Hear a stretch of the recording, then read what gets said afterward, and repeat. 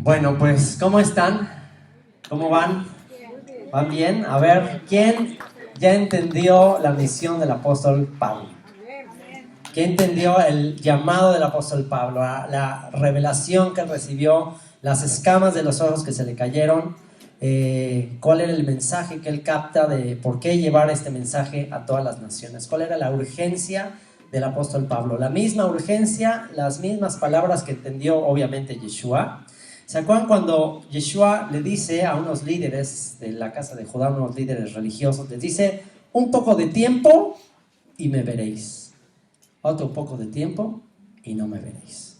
¿Se acuerdan de ese texto en el Evangelio de Juan? ¿Y se acuerdan que empezaron a discutir los líderes religiosos a quien les dijo eso?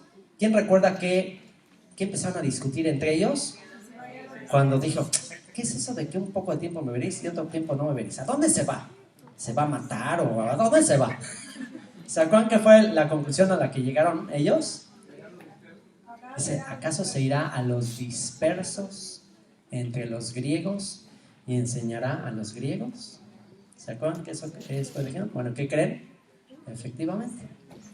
Eso es lo que el liderazgo judío sigue pensando con respecto al Mesías Ben Yosef, o al Mesías tipo de José el soñador, que así como José el soñador fue llevado a Egipto y fue rechazado por sus hermanos, pues así el Mesías tiene que ir a la dispersión, que en aquella época estaba entre los griegos. Hace 2000 años la dispersión estaba en el mundo que conquistó Alejandro Magno, el mundo griego.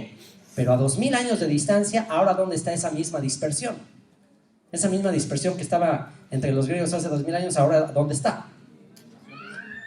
Pues ahora ya está en todas las naciones, en Latinoamérica, en Europa, en Asia, en todas partes. La simiente de Abraham ya fue llevada a todas partes. Ahora, en esta ocasión, en Houston, estoy haciendo por primera vez el unir ambas conferencias, la primera parte y la segunda parte. Yo sé que es todo un reto para ustedes, mantener la atención por, por 4 horas no está nada fácil, pero eso habla del hambre que ustedes tienen, y si ustedes son capaces de aguantar todo este tiempo, les aseguro que se les va a aclarar el panorama como nunca antes, porque el verlo en 2 partes a lo mejor desconecta un poquito uno de los propósitos principales de entender como hispanos cuál es nuestra conexión con la dispersión de Efraín. Ok, nosotros como hispanos, como latinos, ¿cómo podríamos más bien conectarnos con las 12 tribus de Israel? ¿Dónde está la conexión hispana con las 12 tribus de Israel? Bueno, no te pierdas la segunda parte de esta historia. Ahora viene la conexión hispana. La conexión hispana, la conexión latina con las 12 tribus de Israel. Si tú ya a estas alturas que comprendiste que el apóstol Pablo fue llamado para ir a las naciones, si tú a estas alturas ya entendiste tu conexión al haber escuchado la voz del buen pastor, si tú ya entendiste que eres una oveja perdida en la casa de Israel, bueno, yo creo que en esta segunda parte se va a aclarar todavía más las posibilidades de tu conexión con las 12 tribus de Israel. Y de esto se trata esta segunda parte. ¿Qué pasa después de la época de Jesús de Nazaret? ¿Qué pasa después de la época de Yeshua? ¿Qué sucedió? Bueno, esta es la segunda parte. El apóstol Pablo dijo a los romanos, fíjense qué curioso, qué coincidencia, que Pablo le dice a los romanos, no quiero, hermanos, que ignoréis este misterio, para que no seáis arrogantes en cuanto a vosotros mismos. Fíjense lo que Pablo le escribe a la comunidad de Roma, a los creyentes que estaban en Roma hace 2000 años, en la época del apóstol Pablo, aproximadamente 2000 años. Y piensen ustedes si esto que Pablo le escribe a los romanos será aplicable para este tiempo que vivimos actualmente. No quiero, hermanos, que ignoréis este misterio, para que no seáis arrogantes en cuanto a vosotros mismos. Fíjense qué les pasó a los romanos y a los descendientes de los creyentes romanos. Fíjense lo que les pasó. Les pasó justo esto. Se hicieron arrogantes. que ha acontecido endurecimiento ha ocurrido a Israel. ¿Quién era Israel en tiempos del apóstol Pablo? Judá. Ha acontecido a Israel, que sería Judá, endurecimiento en parte hasta que haya entrado la plenitud de los gentiles. O sea que el pueblo judío, el liderazgo de Judá, actualmente, ¿hasta cuándo van a reconocer a Jesucristo como el rey de todo Israel? ¿Hasta cuándo? Hasta que entre Meló Agoim. ¿Se acuerdan de la frase Meló Agoim? Plenitud de los gentiles. ¿Sobre quién se le profetizó? Sobre Efraín. O sea, cuando Efraín regrese, entonces Judá dirá: Jesús es el Mesías. ¿Por qué creen que el judío actualmente, en su mayoría, no cree que Jesús es el Mesías? ¿Por qué creen? Porque ven el cristianismo, el catolicismo, el protestantismo como una religión que no tiene nada que ver con el judaísmo. La ven bastante lejos. De hecho, hace poco leí una encuesta, unas entrevistas que le hicieron algunos israelíes. Allá en Israel andaba un reportero haciéndoles una entrevista. Y wow, me impactó muchísimo porque les preguntaban a gente en la calle que cuál religión ellos pensaban que era más, menos falsa. O sea, ¿cuál religión crees que está un poquito más apegada al judaísmo, a lo que ellos desde su perspectiva es lo correcto? Dice, ¿el Islam o el cristianismo? Y la mayoría decía que estaba el Islam. La mayoría decía, no, pues el Islam, bueno, por lo menos no son idólatras, no tienen imágenes, no, o sea, como que, wow, me impresionó mucho. Entonces, ¿por qué? Porque para un judío el cristianismo es algo bastante lejano a lo que ellos consideran la fe correcta, la verdadera. Y no nada más por las doctrinas que ellos no entienden y que se les hace totalmente extranjero, sino por la historia terrible de lo que ha hecho el cristianismo y que hoy vamos a repasar y que vamos a ver que es parte del plan de Dios. Así que ha conducido a Israel endurecimiento en parte hasta que haya entrado la plenitud de los gentiles, y luego todo Israel. ¿Qué es todo Israel? Judá y Efraín. Judá más las 10 tribus que están en la dispersión será salvo, como está escrito, y eso está en Romanos 11, 25 y 26. Así que la segunda parte es la restauración de la casa de Judá y todo Israel. ¿Qué tiene que suceder para que los judíos empiecen a abrir sus ojos y a decir, caray, esto ya está interesante? Empiecen a reexaminar a Jesús. Y ¿saben qué? Por primera vez, yo ya tengo alrededor de 20 años en esto de las raíces hebreas, yo por primera vez, y eso se me hacía bastante raro. O sea, se me hacía bastante raro no conocer gente judía, pero judía religiosa, judía que haya crecido en hogares que realmente fueran apegados a la escritura, devotos de la Biblia, etc. Porque bueno, el 70% de los judíos actualmente no son religiosos, o sea, son seculares totalmente, solo el 30% son un poco más religiosos. Y me llamaba mucho la atención que realmente yo no conocía gente que hubiese crecido en un hogar ortodoxo, judío, y que creyera en Jesucristo como el Mesías. Eso se me hacía bastante extraño. Pero resulta que últimamente, con este movimiento de las raíces hebreas, con este movimiento de cristianos que están empezando a venir a examinar las cosas del pueblo de Israel y que están empezando a acercarse y están empezando a volver, ahora sí los ojos de rabinos, de gente religiosa empiezan a ver esto como que wow, esto sí puede ser profético.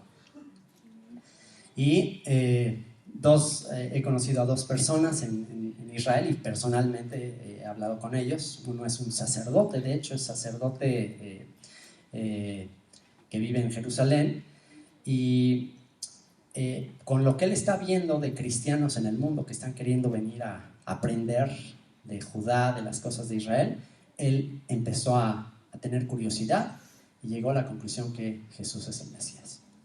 Y hay otro también que está en una comunidad ortodoxa en Jerusalén, cerca de Jerusalén, y también él, por lo que está viendo que está pasando entre los cristianos, ahora sí están empezando a considerar que Jesús es el Mesías.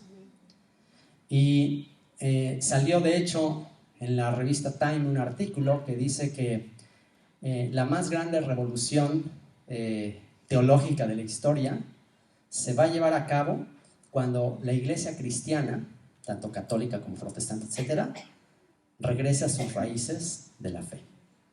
Dice, va a ser la más grande revolución teológica de la historia. Más bien decir dónde se va a terminar todo. ¿Perdón? Más bien decir dónde se va a terminar todo. Y claro, y ahí acaba todo, pues ya se termina la historia. Y también salió en la revista, salió un artículo, si no me equivoco fue en Time o Newsweek, alguna de ellas, que decía, rabinos están empezando a sospechar que los cristianos son las 10 tribus de Israel que están regresando. O sea que, pero bueno, eso hasta esta generación. ¿Por qué? Porque hasta esta generación es que los cristianos ya empiezan a leer, empiezan a estudiar, empiezan a meterse, hay internet, hay información, y empiezan a conocer la historia, empiezan a reexaminar la historia diferente de como se les han pintado por siglos. Que eso es a la parte que vamos a entrar el día de hoy. La restauración de la casa de Judá y de todo Israel. Porque cuando Judá vea que regresan las 10 tribus, ¿y quién las trae de vuelta? Ahí se van a reconocer como el Mesías. ¿Por qué para el judío Jesús no es el Mesías? Porque una de las profecías que tiene que cumplir el Mesías, hijo de David, es restaurar a las 12 tribus de Israel. Es traer de vuelta a las tribus de Israel. Como Jesús no ha hecho eso, desde su perspectiva, sino que fundó una nueva religión, pues dicen, pues obviamente que él no es el Mesías. No contaban con su astucia. No contaban con su astucia. No contaban con el caballo de Troya de Dios. Dios metió un caballo de Troya a Roma y de ahí de repente va a sacar a todos sus hijos. Qué plan tan impresionante de parte de Dios. El pueblo judío, compuesto por un remanente de las tribus de Judá y Benjamín, llevaba años de dominación de diferentes imperios, Babilonia, Medio-Persia y Grecia. Debido a la idolatría, las 10 tribus de Efraín ya habían sido dispersadas, mezcladas entre las naciones, se habían hecho gentiles, extranjeros. Y estando bajo el poder del imperio romano, el Mesías tan anhelado que esperaban que restaurara el reino de Israel con sus 12 tribus, estaba entre ellos. A pesar de que hacía grandes señales, espérame un tantito. A pesar de que hacía grandes señales y que muchos de los líderes del judaísmo se negaban a reconocerlo, cuestionando continuamente, ellos debían haber entendido, pero por la dureza de su corazón, cuando Lord Yeshua, el Mesías, dijo, ¿se acuerdan qué dijo Yeshua cuando es rechazado por los líderes de la casa de Judá? Que estaban usurpando el trono de David. ¿Quién eran los que estaban gobernando Jerusalén en tiempos de Jesús? Es un error decir que los judíos rechazaron a Jesús. Es un error decir que los judíos no le reconocieron. Eso es un error, porque fueron los líderes. ¿Pero quiénes eran los líderes? ¿Quién gobernaba Jerusalén en aquel tiempo? Los saduceos. ¿Y quiénes eran los saduceos? Una clase aristócrata, una clase adinerada, que estaban usurpando el poder. No eran descendientes, no tenían nada que ver con la casa de David, y eran los que gobernaban Jerusalén.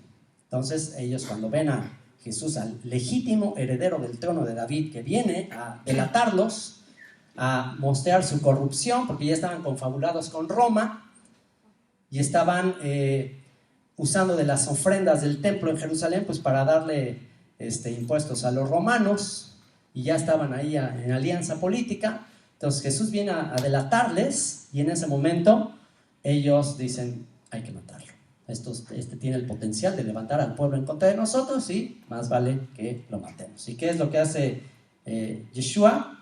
Cuando ya sabe que eso va a suceder, dice, Jerusalén, Jerusalén, que matas a tus profetas y apedreas a los que te son enviados. ¿Cuántas veces quise juntar a tus hijos como la gallina junta sus polluelos debajo de las alas y no quisiste?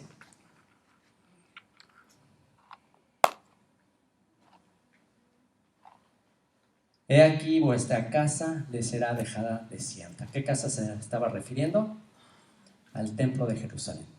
Su casa será dejada desierta, porque les digo que no me verán hasta que digan, bendito el que viene en el nombre del Señor. Si dijo no me verán más hasta que digan, bendito el que viene en el nombre del Señor, ¿por qué no comenzamos a decirle, bendito el que viene en el nombre del Señor? ¿Quieren aprendérselo en hebreo?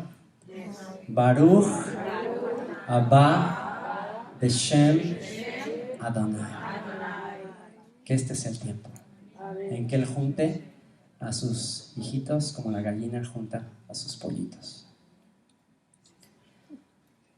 Y les anunció lo que estaba por venir. Como ya sabía que iba a ser rechazado, les anuncia lo que estaba por venir.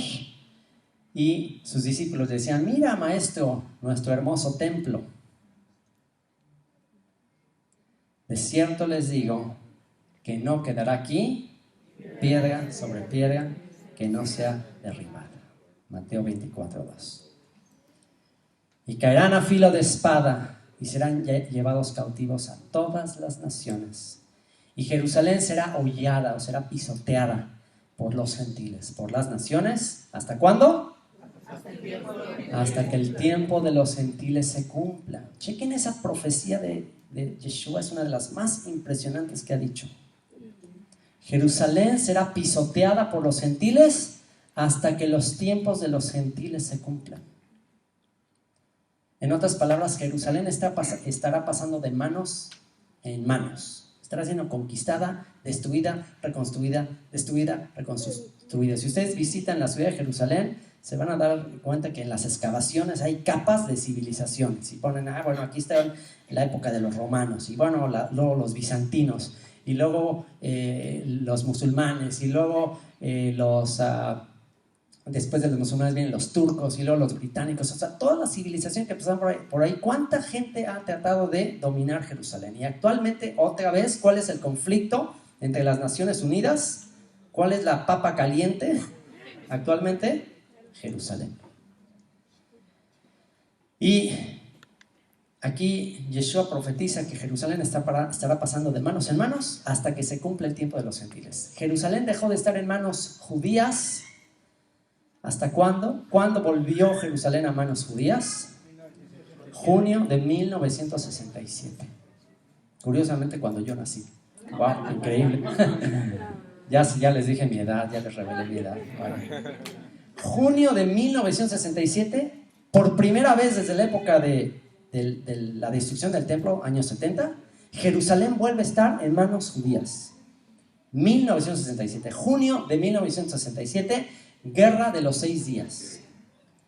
Si Yeshua dijo que Jerusalén iba a estar pisoteada por los gentiles hasta que el tiempo de los gentiles se cumpla, ¿qué quiere decir?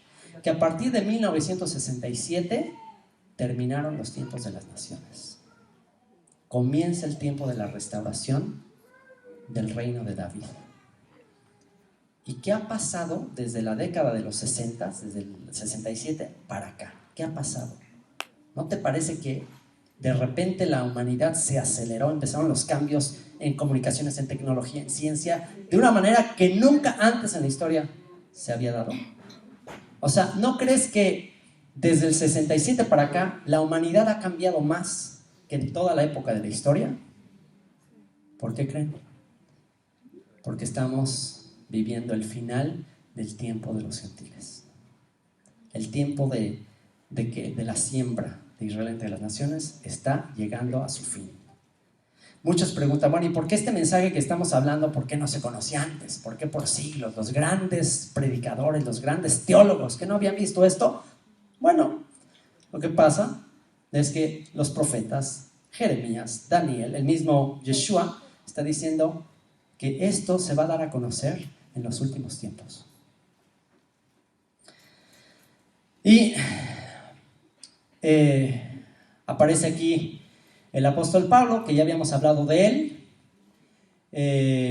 que va a hablar a los judíos en Roma. El apóstol Pablo estaba empeñado en que el mundo en el que él vivía, que los gentiles, que las naciones y que los líderes judíos entendieran que Yeshua era el Mesías, que lo reconocieran los líderes judíos y que todos esos filipenses, colosenses, romanos, tesalonicenses fueran añadidos al pueblo de Israel y en ese momento se estableciera el trono de David y se derribara el imperio romano. Ese era el anhelo del apóstol Pablo.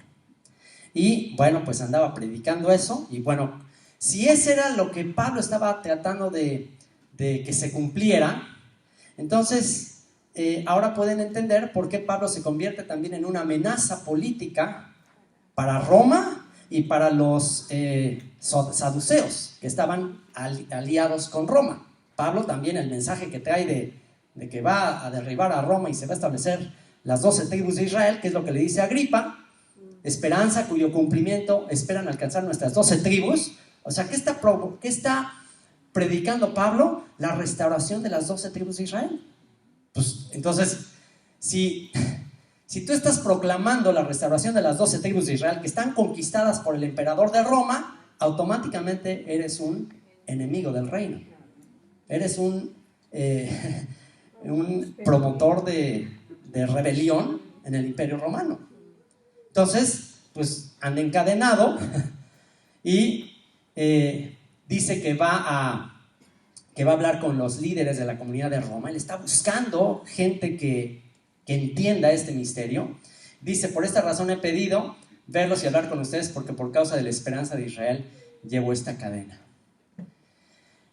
Dice, desde la mañana hasta la tarde les explicaba, testificando fielmente sobre el reino de Dios, procurando persuadirlos acerca de Yeshua, tanto por la ley de Moisés como por los profetas. ¿Se acuerdan su defensa ante Agripa? Dice, algunos eran persuadidos con lo que se decía, pero otros no creían. Al no estar de acuerdo entre sí, comenzaron a marcharse después de que Pablo dijo una última palabra. Bien habló el Espíritu Santo a sus padres por medio de Isaías el profeta, diciendo, ve a este pueblo y di, al oír oirán y no entenderán, y viendo verán y no percibirán, porque el corazón de este pueblo se ha vuelto insensible. Le cita Isaías capítulo 6, donde el profeta Isaías dijo que Israel iba a quedar endurecido, la casa de Judá específicamente no iba a entender. ¿Hasta cuándo? Hasta que sus ciudades quedaran desiertas y sin morador. Y dice Pablo, sepan por tanto que esta salvación de Dios ha sido enviada a los gentiles. ¿Y qué dice? Y ellos oirán. Y ahí termina el libro de los Hechos. El libro de los Hechos termina Pablo diciendo, estos judíos, estos líderes judíos no están entendiendo, pero los gentiles sí van a escuchar. Dios va a tener misericordia de los gentiles, va a endurecer en parte a los líderes de la casa de Judá para tener misericordia de los gentiles, que ya vimos quiénes son los gentiles que van a escuchar. Las tribus de Israel que están en el exilio, ellas van a escuchar, van a recibir misericordia. Primero ellos fueron desobedientes. Primero las 10 tribus fueron desobedientes y los judíos recibieron misericordia y por eso regresaron de Babilonia. Pero después Dios va también a tener misericordia de la casa de Israel para que al final también, y los judíos van a ser desobedientes, pero por medio de esta misericordia a los de Israel, entonces al final va a terminar teniendo también misericordia de la casa de Judá y al final va a tener misericordia de todos. Al final la casa de Israel y la casa de Judá fueron desobedientes y al final tendrá misericordia de todos. Y ahí termina su carta a los romanos en el tema de la redención de Israel en el capítulo 11. Sepan por tanto que esta salvación de Dios ha sido enviada a los gentiles y ellos oirán. Pablo se quedó por 2 años enteros en la habitación que alquilaba y recibía a todos los que venían a verlo. El libro de los Hechos es el único libro de la Biblia inconcluso. ¿Por qué creen? ¿Por qué termina así el libro de los Hechos? Dice que se queda por 2 años enteros. Qué curioso. 2 años Pablo en Roma predicando a los romanos. ¿Será que esos 2 años tienen una conexión con estos 2 milenios predicando a los que todavía siguen bajo el dominio romano? ¿Ustedes qué creen? Y recibía a todos los que iban a verlo. Comienza a cumplirse lo anunciado por Mashiach, por el ungido de Dios, por el Mesías, por el Cristo. En el año 66 después de Cristo comienza la primera rebelión de los judíos contra el Imperio Romano, también llamada Gran Revuelta Judía. En el año 69, cuando Vespasiano es emperador de Roma, deja a su hijo de 29 años a cargo del asedio y la toma de Jerusalén, capital de la provincia de Judea. A los líderes de Judá se les instó a creer, a darse cuenta, pero cuando se negaron, nuevamente ocurrió lo que el Señor había decretado. Y caerán a filo de espada y serán llevados cautivos a todas las naciones, y Jerusalén será hollada por los gentiles hasta que los tiempos de los gentiles se cumplan. Los judíos también son llevados al exilio. Un exilio que ha durado ya 2000 años. En el año 66 estalló la gran rebelión de los judíos contra los romanos. En el año 70 las murallas fueron arrasadas, el templo destruido y los tesoros fueron llevados a Roma. El segundo templo se convirtió en ruinas. Curiosamente, el mismo día que es destruido el segundo templo es el mismo día que fue destruido el primer templo. El primer templo fue destruido por los babilonios en Tisha B'Av, el 9 del mes de Av en el calendario hebreo, y el segundo templo es destruido el mismo día. ¿Les parece coincidencia? Es algo increíble. Es destruido el segundo templo y después que el Mesías subió al cielo, los apóstoles instaron a los líderes de Judá a creer. Pablo, como buen fariseo, era estudioso de la palabra, conocía muy bien las escrituras. Por un tiempo persiguió a los que creían hasta que se le reveló el misterio y comprendió cómo habría de ocurrir la restauración del reino. Recibe la revelación, se le caen las escamas, entiende que los gentiles son coherederos, son parte del cuerpo, son el tabernáculo de David que está caído, empieza a comprenderlo. También los apóstoles lo comprendieron. Por eso en Hechos capítulo 15, cuando ven que todos estos gentiles están viniendo, deciden no ponerles obstáculos o tantas trabas para ser parte de la comunidad, porque ellos entienden que estos gentiles que están viniendo son el tabernáculo caído de David, que según la profecía de Amós son las tribus de Israel en la dispersión. O sea que los apóstoles en Hechos 15 entendieron que los gentiles que estaban viniendo a la comunidad de creyentes eran israelitas. Por eso no les forzan la circuncisión, no les forzan cosas, porque dicen, bueno, de todos modos ya son. Entonces déjalos que aprendan, déjalos que vayan a las sinagogas y ya ellos van a aprender. Misterio que en otras generaciones no se dio a conocer a los hijos de los hombres, como ahora es revelado a sus santos apóstoles y profetas por el Espíritu, que los gentiles son coherederos y miembros del mismo cuerpo y copartícipes de la promesa en Cristo Jesús por medio del Evangelio. Efesios 3, verso 3 al 6. Y bueno, pues Pablo habla ante el rey Agripa, lo está tratando de convencer. Pablo aferrado a que ya venga la redención. Imagínense si Pablo viera en este momento aquí lo que está sucediendo entre las naciones. De gente que, o sea, por fin el sueño que tuvo el apóstol Pablo, por fin, esto es lo que soñó ver, se está cumpliendo. Así que hay que tomar la estafeta del apóstol Pablo. Tienen que surgir muchos Pablos en esta generación que continúen el mensaje que él quiso llevar a todas las naciones. Y ahora, por la esperanza de la promesa que Dios hizo a nuestros padres, soy llamado a juicio, que los gentiles son coherederos. Y Pablo nunca dijo nada aparte de lo que los profetas y Moisés dijeron que había de suceder, que el Mesías tenía que morir, pero que después de morir sería el primero en resucitar y que anunciaría la luz de la salvación tanto a nuestro pueblo como a los gentiles. ¿Y qué le dijo el rey Agripa después de tremenda disertación con los profetas? Agripa, ¿quién era este Agripa ante quien Pablo comparece? Agripa era uno de la dinastía de los Herodes. Herodes Agripa. ¿Quiénes eran los Herodes? La dinastía de los Herodes, ¿quiénes eran? Los Herodes eran conversos al judaísmo, descendientes de Edom, descendientes de Esaú. La dinastía de los Herodes eran descendientes de los edomitas o de los de Esaú, y que en la época de los macabeos se convirtieron, en algún sentido fue como una conversión política y se hicieron judíos. Entonces los Herodes, pues en realidad supuestamente practicaban la religión judía, supuestamente, pero al mismo tiempo estaban confabulados con los romanos, y al mismo tiempo, por ejemplo, Herodes el Grande construye un templo en el norte, en Galilea, dedicado al dios Pan, un dios griego que en resumidas cuentas es Satanás, así de simple, el diablo. Eran adoradores de Satanás. Por eso es que en Apocalipsis dice, estos que dicen ser judíos y no lo son, sino sinagoga de Satanás. ¿A quién se está refiriendo? A los que estaban gobernando Israel en aquel tiempo, edomitas, descendientes de Saúl, que pretendían ser judíos, pero no lo eran, sino que eran adoradores de Satanás. ¿Y cuál sería la misión del remanente de Israel, salvados por la sangre del Mesías? Que entendiera su identidad.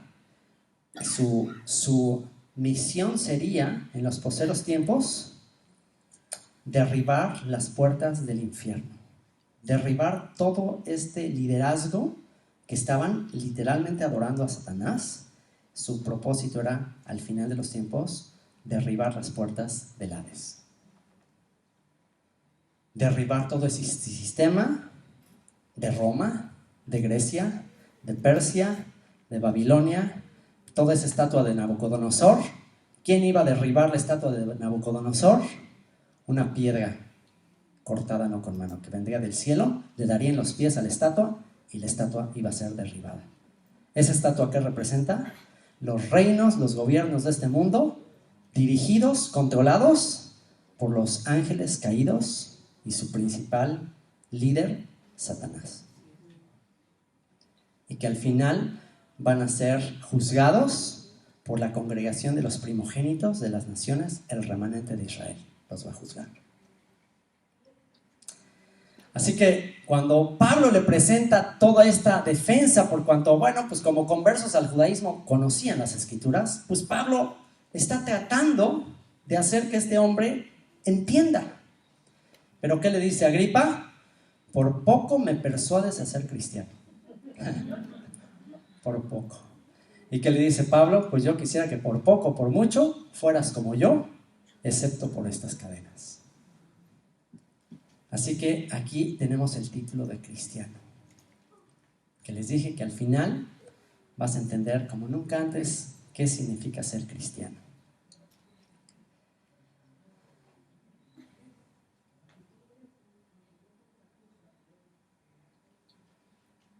Hay una predicación de competencia aquí al lado.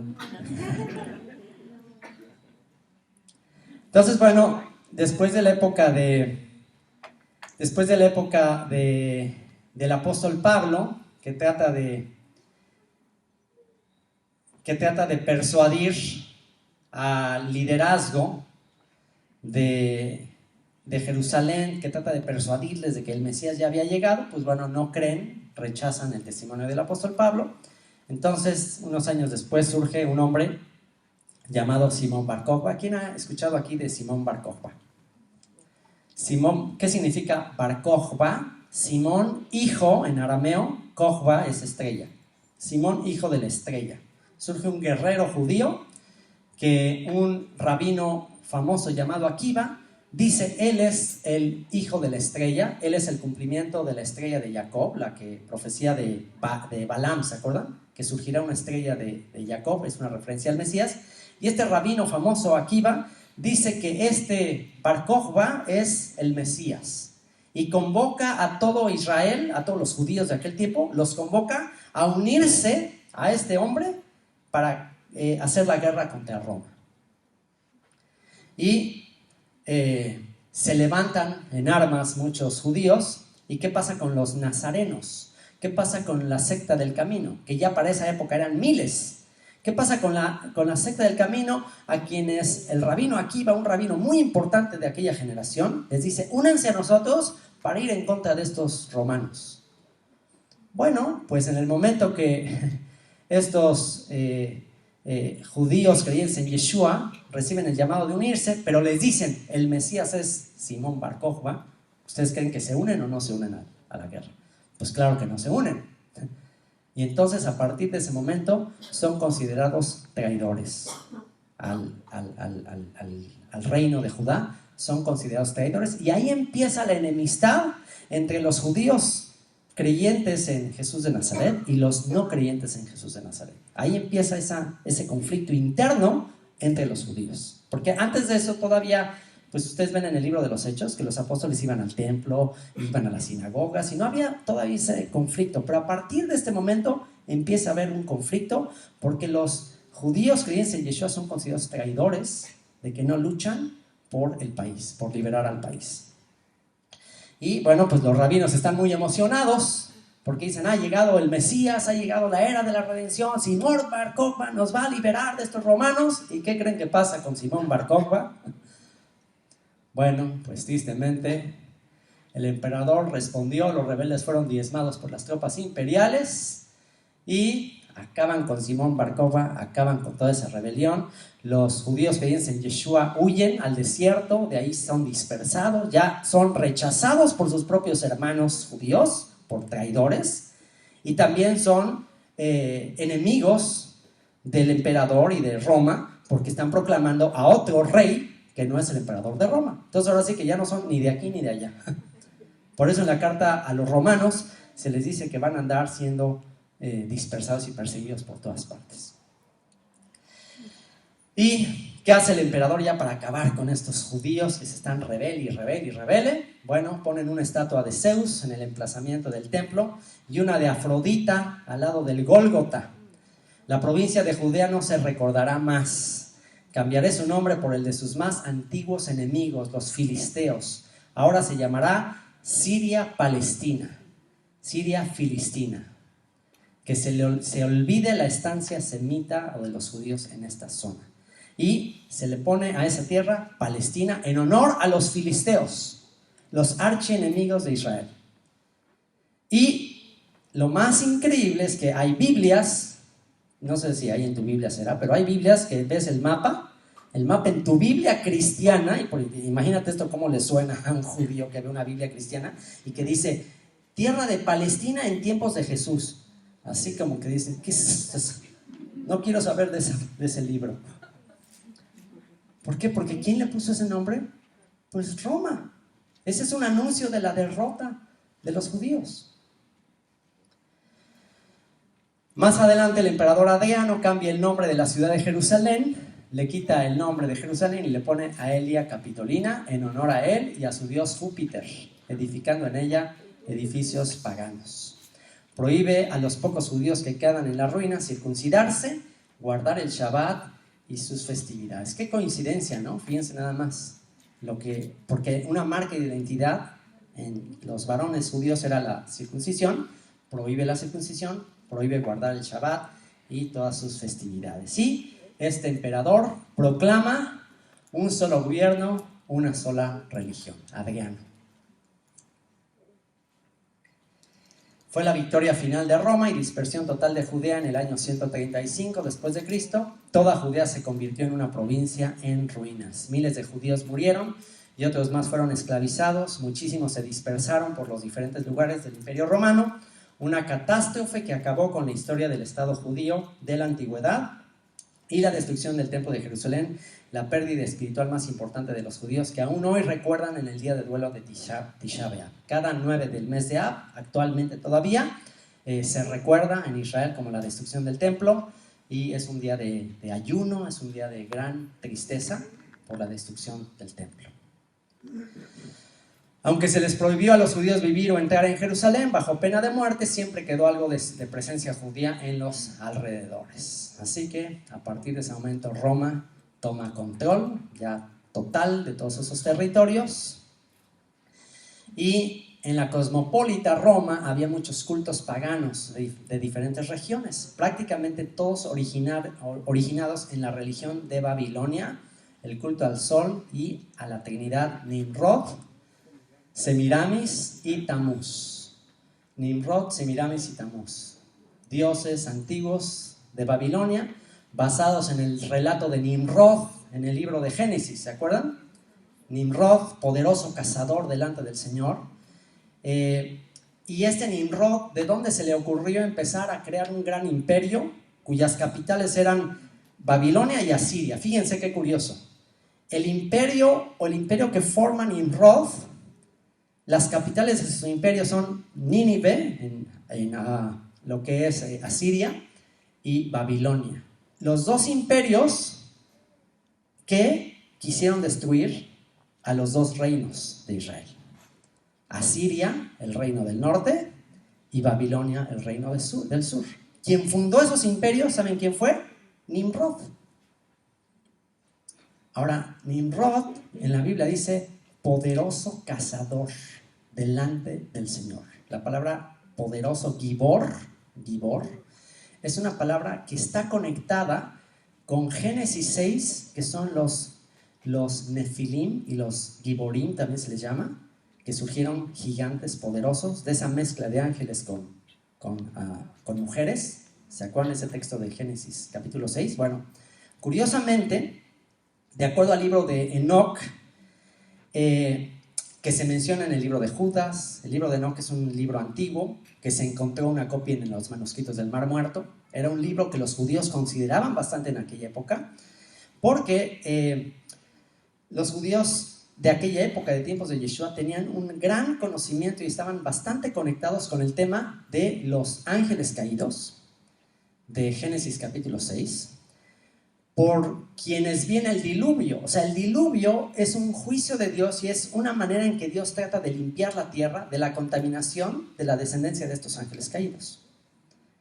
Y curiosamente, cuando se menciona ese tema de los ángeles caídos, poco después aparece Nimrod, poderoso cazador delante del Señor. Y geográficamente hablando, donde dice en el libro de Enoc que descendieron estos ángeles con el propósito de corromper a la humanidad y destruir a la humanidad, que les enseñan a los seres humanos el arte de la guerra y cómo fabricar armas y cómo trabajar el hierro, y a las mujeres les enseñan todo el tema de la sensualidad y todo eso. Estos ángeles dice que aterrizan y empiezan su corrupción en la cima del monte Hermón. Y bueno, hace poco hice todo un tour en Israel, que estoy subiendo ahí los videos a YouTube, donde presento todo este tema de estos ángeles caídos que descienden al monte Hermón y empiezan su plan maquiavélico de destrucción de la humanidad. Nimrod, que aparece tratando de acabar con todo esto, y hay una fortaleza que se llama en Israel la fortaleza de Nimrod, que está justamente en la parte baja del monte Hermón. La parte baja del monte Hermón está la fortaleza de Nimrod. ¿Qué muestra todo esto? Bueno, que Nimrod fue un personaje que tuvo algún tipo de conexión con estos ángeles caídos, que tenían el propósito de usar a Nimrod para comenzar a controlar el planeta entero, toda la población de aquella época, y pues ya prácticamente controlar a la humanidad. Pero de la época de Nimrod es de que ahí surge Abraham. Abraham como la respuesta divina para confrontar a Nimrod. Y de ahí en adelante, si tú lees el libro de Enoc, si tú lees el libro de Hazer, que es un libro que te amplía un poquito el tema de Génesis y todo eso, te das cuenta que todo es una lucha entre la descendencia de Abraham y por otro lado la descendencia de Nimrod y todo el culto que establece Nimrod. Que cuando Nimrod muere, bueno, su esposa, para mantener el poder de este hombre controlado por estos Nefilim, la mujer, con tal de mantener su poderío en toda esa región, ella se inventa la historia de que su hijo es la reencarnación de Nimrod. Y ella tiene un hijo que se llama Tamuz. Y ustedes pueden leer acerca de Tamuz, de Semiramis, de Nimrod, pues en la Biblia, en los profetas. El profeta Ezequiel menciona a Tamuz. Pero también pueden ir a museos, al Museo Británico en Londres, pueden ir al Museo del Louvre en París, pueden ir al Museo de Israel y pueden ver todas las diferentes estatuitas, todo lo que se ha encontrado de arqueología, de culto a Nimrod, a Semiramis y a Tamuz. ¿Y cómo creen que le ponen a Semiramis?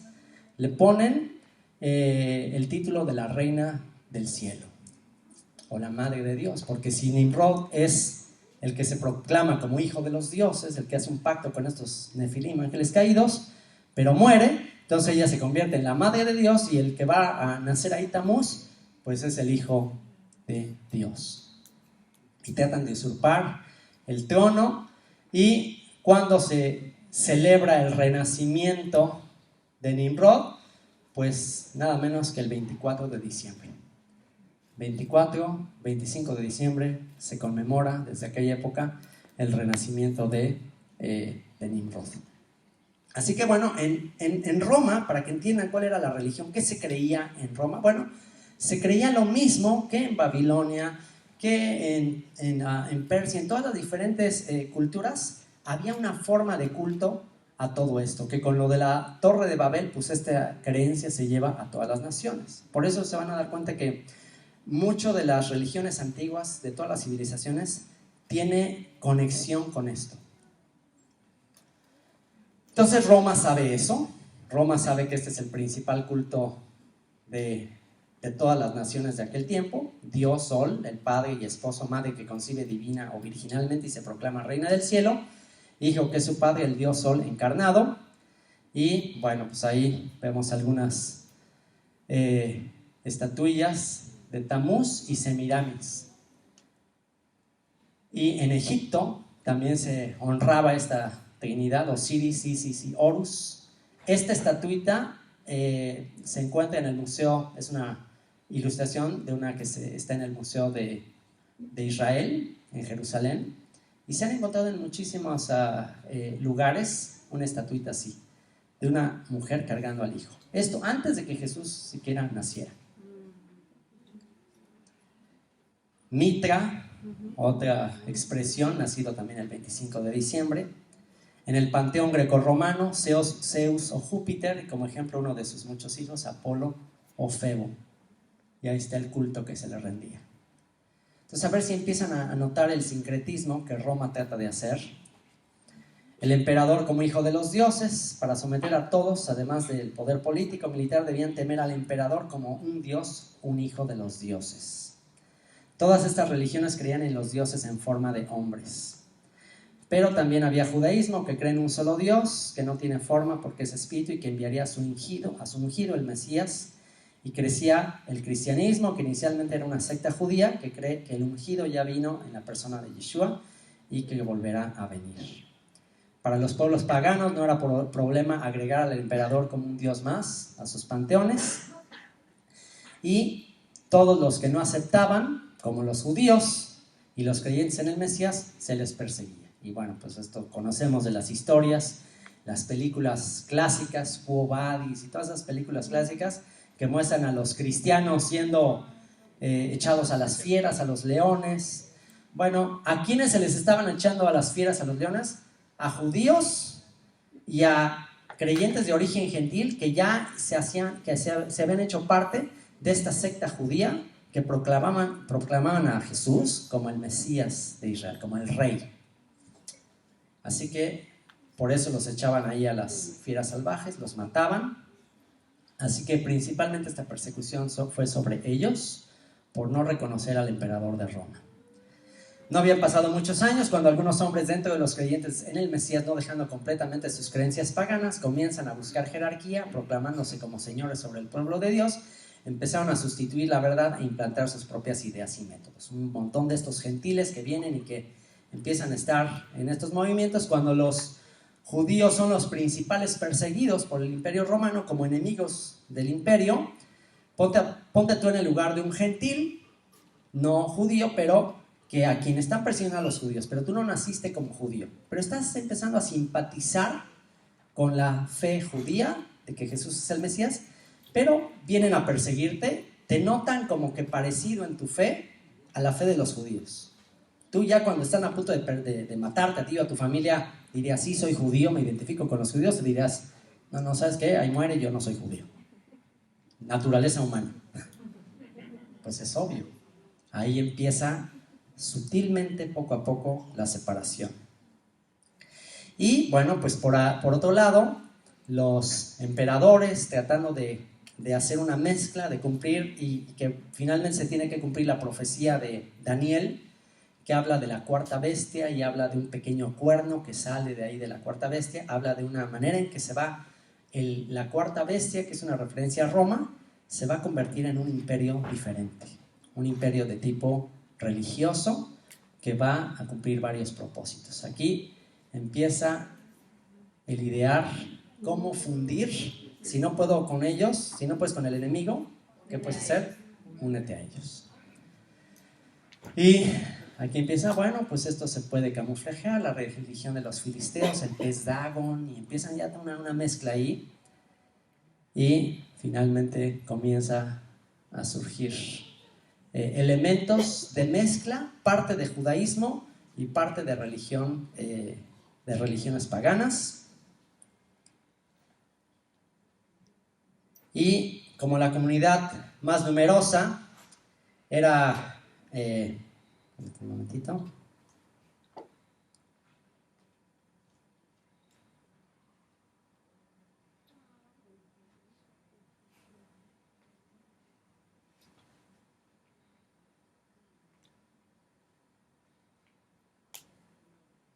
Como la comunidad más numerosa era la de Roma, el obispo sintió que él, al tomar el título del obispo de Roma, en ese momento se convierte en el líder principal de todas estas comunidades.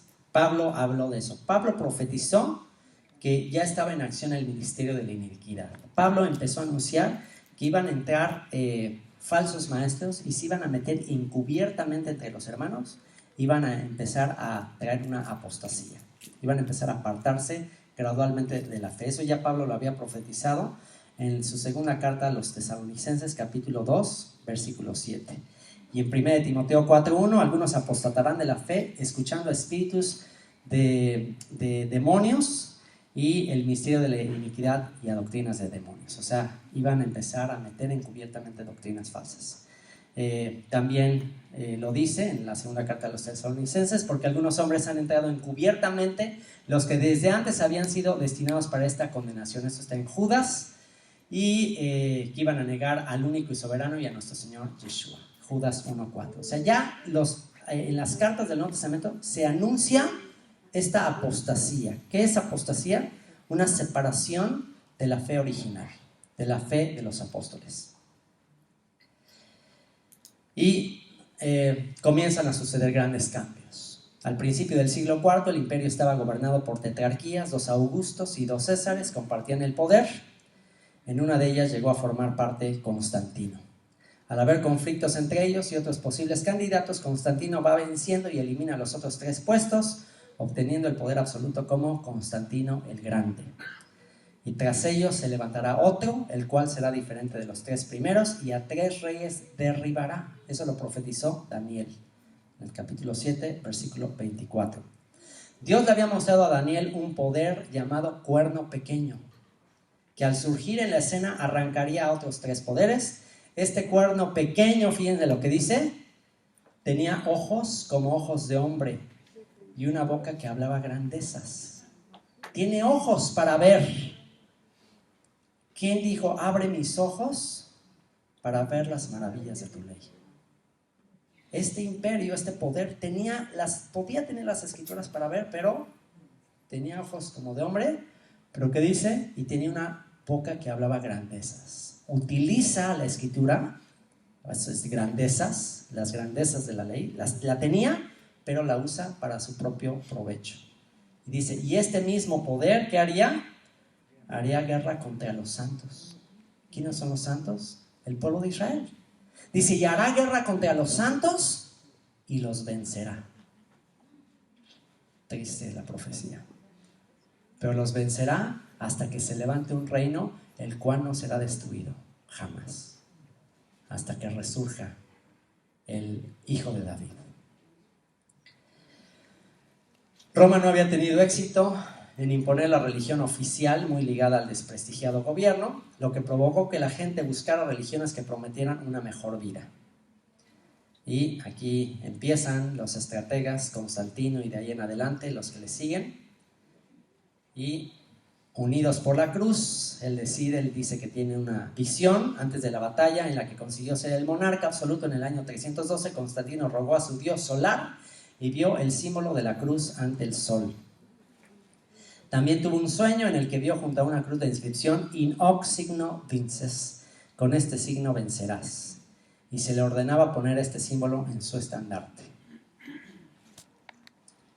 Y a través de esto él empieza a pensar que él va a gobernar. Y efectivamente empieza a ganar y bajo el símbolo de la cruz decide unir al reino. La cruz era el símbolo del dios Sol Tamuz. También era uno de los emblemas sagrados del mitraísmo, la cruz de luz. La religión egipcia tenía la cruz de vida que portaban los dioses y también lo tenía como símbolo Baal. Muchas otras religiones paganas y la astrología usaban la cruz. Los primeros creyentes en el Mesías usaban como símbolo un pez, pero poco a poco un grupo comenzó a usar la cruz como referente al martirio de Cristo, adoptándolo de sus religiones paganas anteriores. Así es que acudieron al llamado. Y bueno, pues aquí empieza la conquista de Roma. Y así los cristianos y paganos del ejército de Constantino fueron unidos y lucharon con éxito en las batallas. El emperador Constantino profesó haberse convertido y cesa la persecución en el edicto de Milán, donde ya pues para la persecución a los judíos creyentes en Jesús. La iglesia comenzó a recibir aceptación y poder, dando grandes honores a los líderes. Pero se tenía que pagar un alto precio por todo esto. ¿Cuál fue el alto precio que pagó? En vez de que la iglesia se separe del mundo, se hacía parte de él.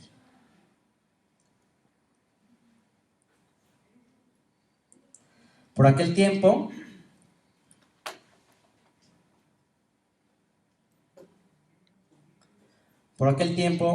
Yeshua dijo a sus discípulos: no puede el hombre servir a dos señores, excepto que uno aborrezca y al otro ame, o que uno honre y al otro menosprecie. Ustedes no pueden servir al Creador y a lo mundano. No pueden servir a Dios y al mundo, a las riquezas.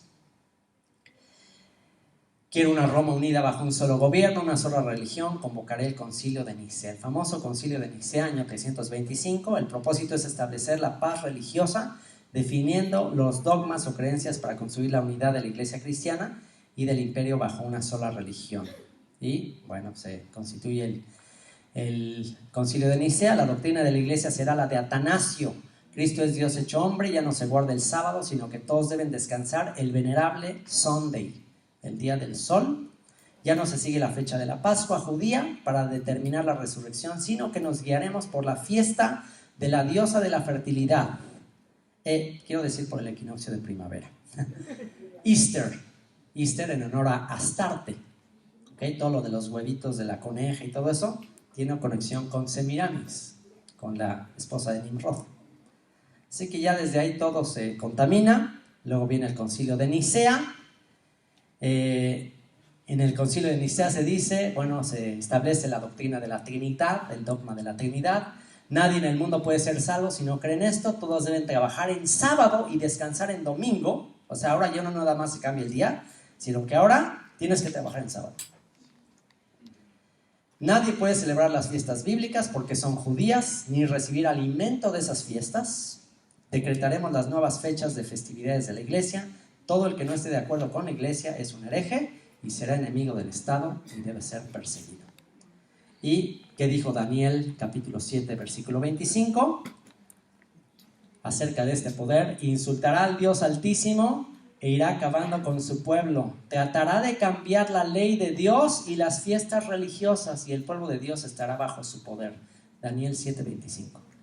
Daniel anunció esto que hizo Roma.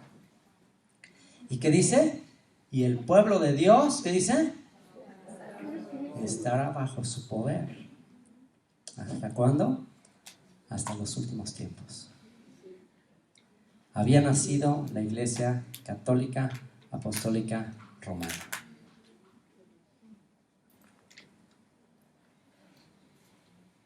Aunque el imperio romano político fue dividiéndose y transformándose, el poder de la Iglesia continuó como un nuevo imperio romano, con su base desde Roma. En el año 324 el emperador Constantino hizo construir una basílica en la colina del Vaticano, desde donde reinaba el sumo sacerdote, el sumo pontífice, vicario de Cristo, representante de Dios en la tierra. ¿Se acuerdan lo que dijo Yeshua? Que iban a venir muchos anticristos, que vendrían muchos anticristos. ¿Saben lo que significa la frase vicario de Cristo? La frase vicario de Cristo significa en lugar de Cristo. En otras palabras, significa anticristo. sea que cuando Jesús dijo vendrán muchos anticristos, ¿a qué se está refiriendo? A toda la línea del papado. Esos son los muchos anticristos que habrían de venir. Sometiendo a naciones, amenazando con el infierno eterno si no se confesaban y pagaban penitencia, incluso vendiendo indulgencias plenarias, perdón de por vida por lo que se ha hecho y se hará, dando entonces pie a pecar libremente, pues ya habían comprado la salvación. ¿Cómo se construye la Basílica de San Pedro? A través de las famosas indulgencias, que eso es lo que genera siglos después la Reforma Protestante. Así que bueno, tenemos aquí cómo se construye con todas esas indulgencias, promesas de que te voy a sacar a tu abuelita del purgatorio, solo dame toda tu lana. Entonces se construye todo esto, y ahí está la plaza de San Pedro en el Vaticano.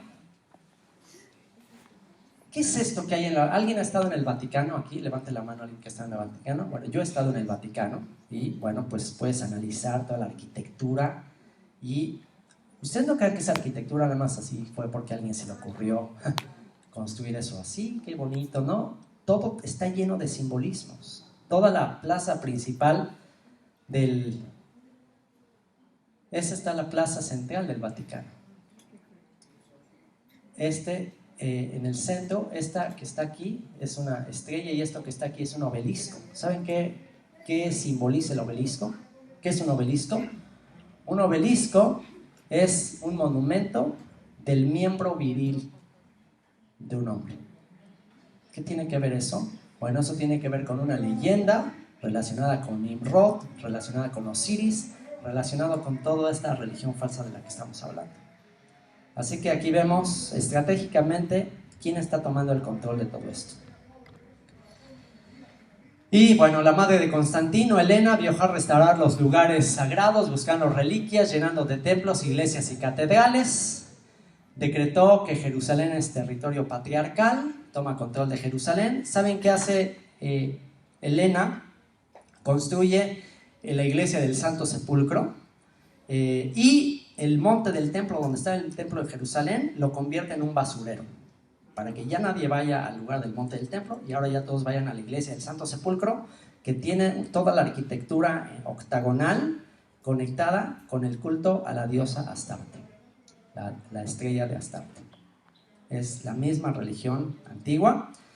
Y bueno, en el año 639 los árabes tomaron el poder del territorio patriarcal, dejando que tanto judíos, cristianos y judíos, mediante un pago de un tributo, disfruten de un tiempo de libertad de culto. O sea que vienen los musulmanes después de Helena, de Constantino, viene a la época de los musulmanes. Viene el profeta Mahoma desde la Meca a Jerusalén en su caballo alado a enseñar la doctrina que el mismo ángel Gabriel dice que le reveló, y de ahí surge el Islam. Y empieza una era de luchas, de conquistas, a ver quién se queda con esa tierra, esas tierras santas. Mahoma ya había expulsado las tribus judías de Medina. La presencia de tribus judías junto a los árabes en la zona se remontaba a la antigüedad. Unos fueron aniquilados y el asentamiento judío de Khaybar fue saqueado. Y empiezan unas matanzas. Ahora, primero eran los romanos, ahora ya son los musulmanes. En el siglo VII se erigió una mezquita conocida como la Cúpula de la Roca, en el lugar desde donde se dice que Mahoma subió al cielo, justo donde había estado el templo de Jerusalén, y pasó a ser la tercera ciudad sagrada del Islam. Así que esto es lo que ven actualmente, donde estaba el templo de Jerusalén en la época de Yeshua. Ahora lo que ven es esto: la cúpula dorada, el domo de la roca. Y mientras tanto en Roma los cristianos católicos seguían en pleitos más bien terrenales, los feudos, las jerarquías, los dogmas, Oriente contra Occidente, las cruzadas. Entonces en el siglo XI el papado hizo un llamado a terminar las contiendas entre ellos y a unirse en una causa común, la pelea contra el infiel, y acabar con el dominio musulmán en Tierra Santa. Dice: adueñémonos de Tierra Santa, hay indulgencias espirituales y privilegios a los que se unan a esta campaña militar. Ahí surgen los famosos cruzados, ejércitos mercenarios que son contratados para ir a luchar contra los musulmanes, y ocurren unas matanzas terribles. Ahora entienden por qué ISIS y todos estos movimientos radicales están tratando de vengarse de todas estas matanzas hechas por la Iglesia Católica. Y entonces esto es un cuento de nunca acabar. A ver, una venganza tras venganza tras venganza. Y pues en el nombre de Cristo, con la espada, con los escudos, los famosos cruzados, pues van a tratar de conquistar esas tierras. Y esta es la época de los cruzados. Convirtieron las mezquitas en iglesias, construyeron numerosos monasterios, prohibieron a los judíos y a los musulmanes vivir en Jerusalén. Y esa es la famosa época de los templarios, los cruzados. Esta prohibición duró por algunos años y dice, bueno, pues ante tanta persecución e inestabilidad, muchísimos judíos ya se habían asentado mayoritariamente en Europa, donde se les perseguía y acosaba continuamente. El crecimiento de los estados cristianos les significó un relegamiento a las actividades de comercio y profesiones, llegando a destacarse, permitiéndoles dedicarse a prestamistas, lo que les trajo más hostilidad pública. Como que tenían prohibido dedicarse a ciertas cosas, pues empezaron a ser negociantes, a ser prestamistas, pero luego prestaban dinero y los que quedaban muy endeudados, ya cuando no querían pagarles, pues que era más fácil, pues matémosles y ya no tenemos que pagar nuestras deudas. Y ahí empieza una época terrible para las comunidades judías. Se les empieza a decir son herejes, niegan a Cristo, ellos los mataron, y bueno, todo esto que conocemos de la historia. Empiezan a surgir por ahí leyendas diciendo que sacrificaban niños cristianos y que les sacaban la sangre y se la bebían en su Pascua. De ahí empiezan a hacer un montón de tradiciones y de leyendas en contra de los judíos y empiezan a restringirles sus derechos, los empiezan a poner en guetos, separados de todos los demás, se les hace que vistan de una forma especial en ciertos lugares en Europa, se les hace que se vistan de negro para que parezcan tristes, amargados por haber rechazado a Cristo, y así que el resto de los cristianos pues, los vean como oscuros. Y por eso es que actualmente todavía muchos judíos ortodoxos, en recuerdo de esa época, siguen vistiendo de negros porque ya se quedaron así como para recordar todo el rechazo que tuvieron de aquella época. Entonces por eso el vestir de negro. Y bueno, pues sigue el rechazo a ellos y empiezan las expulsiones. El rey Eduardo I de Inglaterra en 1290 los expulsa de su reino. El Papa Lucio III en ese año, en 1184, establece el Tribunal de la Santa Inquisición y del Santo Oficio. Exige a los obispos que intervengan activamente para extirpar la herejía y les otorgó la potestad de juzgar y condenar a los herejes de sus diócesis. ¿Quiénes eran los únicos que tenían el conocimiento para derribar todo ese poderío religioso? ¿Quiénes eran los únicos que tenían el conocimiento para decirles a todos los demás que Jesús no tenía nada que ver con esa religión? Pues los judíos. En consecuencia, en muchos lugares de Europa se iniciaron linchamientos masivos y una extinción local de comunidades judías en el siglo XIV. Y estamos acercándonos al final. Estamos acercándonos a la conexión de Hispanoamérica, Latinoamérica, Colombia. Yo creo que toda Colombia es una tribu de Israel, porque esto está impresionante. Todos los colombianos que están comprendiendo esto. Viene el momento de empezar a entender la importancia de Sefarad en el plan final de la redención. Sefarad. ¿Qué es Sefarad? ¿Dónde es esto? Esta es la península ibérica. Sefarad es España. Se cree que los primeros judíos vinieron a España en la época del rey Salomón, aprovechando los viajes fenicios, basados en la siguiente cita bíblica. Primera de Reyes 10:22, que dice, porque el rey tenía en el mar una flota de naves de Tarsis, hablando del rey Salomón, con la flota de Hiram. Una vez cada 3 años venía la flota de Tarsis y traía oro, plata, marfil, monos y pavos reales. Hiram era un príncipe fenicio de tiempos de Salomón. Algunos autores, después de varias investigaciones, identifican Tarsis como la capital del reino de Tartesos, que comprendía las actuales provincias de Huelva, Sevilla y Cádiz, España. Otro grupo de judíos llegaría después de la deportación ordenada por Nabucodonosor, por lo que sí se sabe con seguridad es que la presencia judía en la península llega de forma organizada y en número importante a partir del año 70 de nuestra era, tras la destrucción del templo de Jerusalén y luego de la muerte de Bar Kokhba. Llegan muchos a la península ibérica. Por eso es que el apóstol Pablo tenía la intención de ir a España. Romanos 15, 23, 24 dice: y como desde hace muchos años estoy queriendo visitarlos, espero que podré hacerlo durante mi viaje a España. ¿Por qué creen que Pablo quería ir a España? Para anunciarles que el Mesías ya había llegado. Por eso les digo que para Pablo esta reunión sería como de sueño.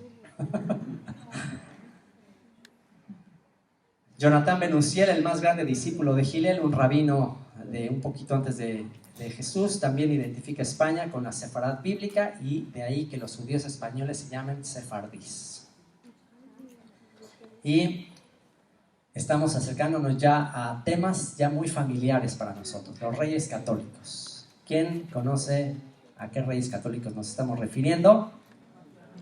Fernando, la reina Isabel la Católica. Dos jóvenes príncipes se casan con la esperanza de unir sus reinos, Isabel de Castilla y Fernando de Aragón. Sueño con unificar Castilla y Aragón y que seamos todos católicos. Eliminaremos la herejía y unificaremos toda España bajo una sola religión. Comienzan nuevamente las conversiones forzadas al cristianismo. Los judíos, ante las amenazas y cansados ya de tanta hostilidad, se bautizan, pero en secreto muchos siguen su fe. A ver. Son los famosos criptojudíos. Criptojudíos significa judíos secretos, judíos de la secreta, ¿okay? Porque por fuera parecen como cristianos, incluso se ponen apellidos así de plano para que no duden que sí son de a de veras. El santo niño de Jesús y ¿no? Todos esos nombres así ya de plano, de hueso colorado, pues era para camuflajearse. Y muchos conversos llamados cristianos nuevos llegan a sobresalir en la sociedad. Eran buenos para los negocios, entonces eran educados, sabían leer, y bueno, pues empiezan a destacar, a sobresalir en la sociedad, accediendo a puestos en la corte, lo que causa enojo y envidia de los cristianos antiguos. Tomás de Torquemada, monje dominico, piensa que el problema son los llamados marranos. También se les llama así. ¿Por qué? Porque no comían puerco. O sea, una manera de checar a ver si se habían convertido de a de veras, les ponían carne de puerco, y si no se la comían decían: este es un marrano, porque no come puerco, es un marrano. Y entonces era la manera de cacharlos. Y surge este personaje, Tomás de Torquemada, que dice que el problema de España son los marranos, los judíos que ahora son cristianos nuevos, pero que secretamente siguen con sus herejías, secretamente están judaizando. O sea que la próxima vez que alguien te acuse de judaizar, ya sabes qué espíritu trae. Dile: aléjate, espíritu de Torquemada. Ya sabes qué espíritu trae. Estos marranos son solo judíos disfrazados. Mientras ellos existan, el cristianismo, fíjense nada más, escuchen lo que decía este hombre, escuchen lo que decía esta gente. Mientras ellos existan, el cristianismo será contaminado. La herejía no desaparecerá mientras haya judío que le enseñe a un cristiano el origen de las escrituras y se vuelvan a sus fiestas y a su ley. ¿Quién ha pasado por aquí? Por el menosprecio, por la crítica, por el rechazo, por querer volver a las sendas antiguas. Ya sabes de dónde viene ese espíritu. Ya sabes. Y viene a decirles a los reyes, dice: hay que imponer la Inquisición. Y se toma como una buena idea, le exigirá al Papa Sixto IV que la autorice. Dice: pero nosotros la dirigiremos, nos compartiremos el botín. Obviamente, pues quien controlaba la economía y las finanzas en muchos sentidos en aquella época, pues eran los judíos, y había un muy buen botín de empezarlos a exterminar. De hecho, en Toledo, por ejemplo, se vende como souvenir los cochinitos, las alcancías del cochinito. ¿Saben cuál es el origen de la alcancía del cochinito? El origen de la alcancía del cochinito es el judío marrano que hay que dejar que se enriquezca para después quebrarlo y sacarle toda la lana. Esa es la idea detrás de la alcancía del cochinito. para que si tienes una casilla de cochinita, mejor la cambies por mejor pongas el dinero debajo del colchón. Y tal como había ocurrido en Europa, bueno, empiezan las torturas. Les imponían cruelmente convertirse al catolicismo bajo el lema del bautismo o la hoguera. Se les llamaba juicio bajo la más mínima sospecha. Había espías que estaban viendo ahí por las casas a ver quién en la noche del viernes tenía alguna cena ahí rara, ritual, y ahí los agarraban. Se les encarcelaba, se les despojaba de sus bienes, se les humillaba, se les hacía hacer desfiles en las plazas para manifestar que eran judíos, cosas terribles que se les hicieron. Y bueno, todavía existen museos de la Inquisición. En la Ciudad de México hay un museo de instrumentos de tortura de la Inquisición. Y ponte a pensar, ¿qué espíritu estará detrás de todo esto? O sea, ¿quién habrá inspirado todas estas cosas? Si no es que el mismo Satanás. Muchas familias de judíos conversos ni siquiera contaban a sus hijos que eran de ascendencia judía para protegerlos. Los mandan en adopción, aún así se les seguía, hostilizaba y torturaba hasta lograr una confesión de cosas que ni sabían. Muchas mujeres judías torturadas y violadas en las prisiones de la Inquisición daban a luz hijos que se entregaban a orfanatos, creciendo maltratados y sin saber sus orígenes. Y vendría el golpe final. En enero de 1492, los ejércitos moros en Granada, el último territorio musulmán en la península ibérica, rindieron sus armas a Castilla y Aragón, completando la reconquista de España por parte de los cristianos. Y aunque los judíos habían peleado a favor de ellos y dado financiamiento para los gastos de la reconquista, los reyes firman el 31 de marzo de 1492 el Edicto de Granada o Decreto de la Alhambra, decreto de expulsión, por el que se obliga a marcharse a todos aquellos judíos no conversos. Todos aquellos judíos que no acepten el bautismo deberán abandonar España, dejando todos sus bienes. Tendrán plazo hasta el 31 de julio de este año de 1492. Todo el que se halle en territorio español después de este plazo merecerá la muerte. El decreto de expulsión se le dio una prórroga por los días que llevaba el anunciarlo. Todo el que se hallara en el territorio a partir del 3 de agosto de 1492 sería muerto. ¿Y qué sucede? Aquí es donde te das cuenta que absolutamente toda la historia está conectada con el plan de redención que tiene Dios para la simiente de Abraham y llevarla a todas las naciones. Aquí, ¿de qué tribu estamos hablando? ¿De qué tribu estamos hablando aquí? De la casa de Judá. Ya hablamos de la casa de las tribus de Efraín. Ya hablamos del reino del norte. Que ¿dónde están? Están entre las naciones. Están mezcladas en todas las naciones. Pero ahora estamos hablando específicamente de lo que quedó de la tribu de Judá, que hay una gran comunidad en España, que son expulsados y ahora ¿a dónde se van? Unos 100,000 judíos abandonaron España. Sus descendientes son los sefardíes, que conservan aún el idioma de Castilla.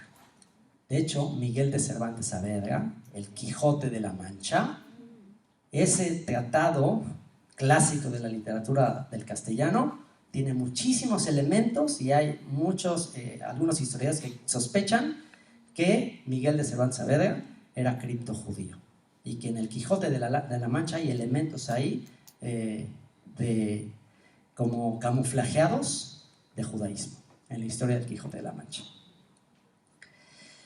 En su diáspora por todo el Mediterráneo llevaron en su corazón dos nombres, Sefarad y Jerusalén. Se distribuyeron principalmente por Grecia, Turquía, Palestina, Egipto y norte de África, pero al punto de casi cumplido el plazo, aún quedaban muchos en España. Algo estaba a punto de acontecer. Cristóbal Colón.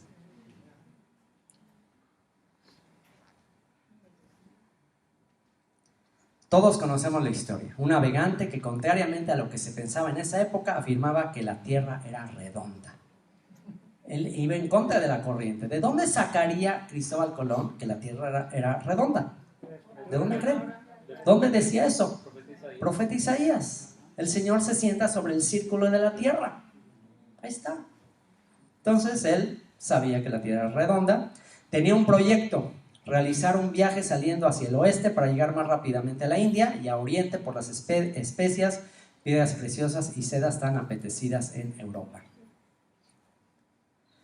Ofreció este proyecto a otros países que lo rechazaron. Finalmente los reyes católicos accedieron al financiamiento mediante un acuerdo llamado Capitulaciones de Santa Fe, en el que se comprometían a darle los títulos de almirante vitalicio y hereditario, virrey y gobernador de las tierras, además de una parte de las riquezas que se encontraran.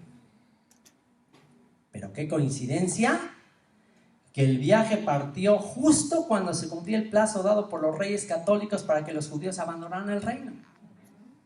¿Será coincidencia o un plan que Dios tenía ahí?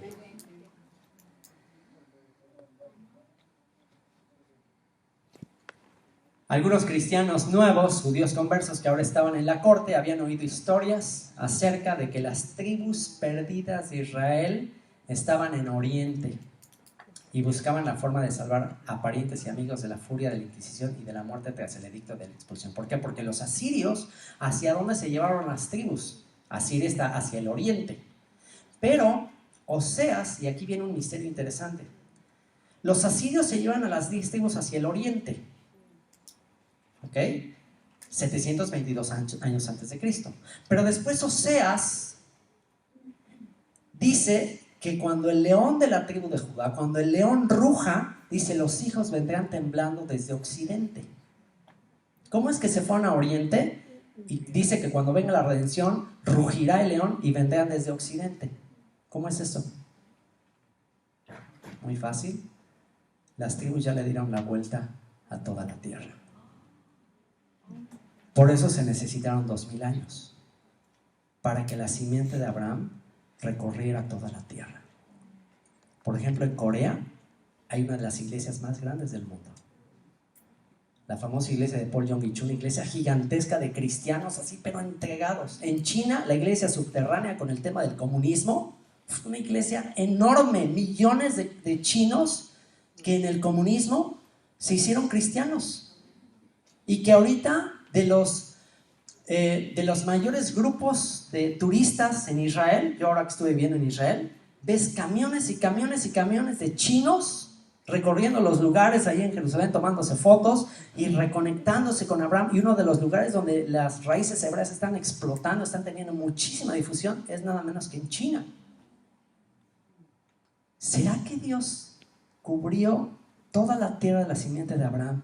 Y ya que le dio la vuelta a toda la simiente de Abraham a todo el mundo, entonces vendrán los hijos temblando desde occidente. ¿Ustedes qué creen? Así que estos judíos que querían ir hacia las Indias, pues con Cristóbal Colón dicen, bueno, pues nos vamos a encontrar allá las tribus perdidas de Israel, son nuestros compatriotas y pues ya nos van a recibir ahí. Pero bueno, es ahí donde se encuentran nada menos que el continente de América. Entonces Dios tenía otros planes para este continente. Y bueno, pues empiezan ahí los planes de regresar, de ir a esta expedición, y empiezan a ver cómo va a venir el financiamiento. Hablan de aquí ya de Cristóbal Colón. Dice, el rey de Portugal lo rechazó, creo que este hombre puede encontrar esas tierras, hablando de quiénes va a ir a hacer toda esa expedición. Cristóbal Colón, van a hablar con la reina,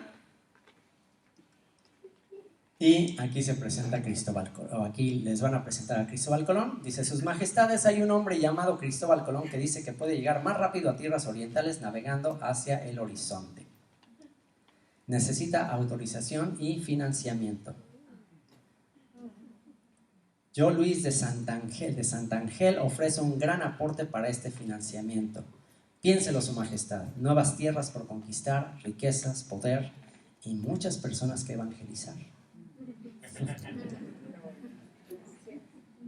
Es muy interesante que entre las tribus prehispánicas, entre los incas, los mayas, todas estas civilizaciones indígenas, se han encontrado caracteres en arqueología, en lugares que han excavado, en paleohebreo.